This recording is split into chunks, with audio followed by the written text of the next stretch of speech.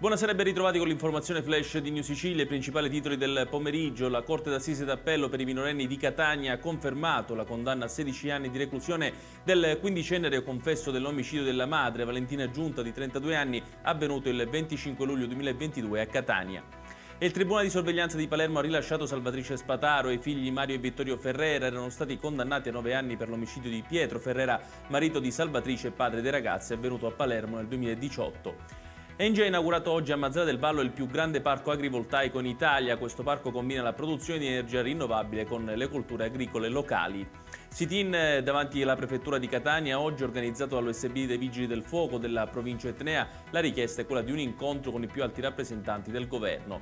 E chiudiamo con il meteo. Per domani in Sicilia si prevede un clima stabile e soleggiato in tutto il territorio a merito di un'alta pressione presente sulla regione, temperature nelle medie stagionali. Tutti i dettagli su queste notizie li trovate sul nostro sito www.newsicilia.it. Grazie per averci seguito e arrivederci.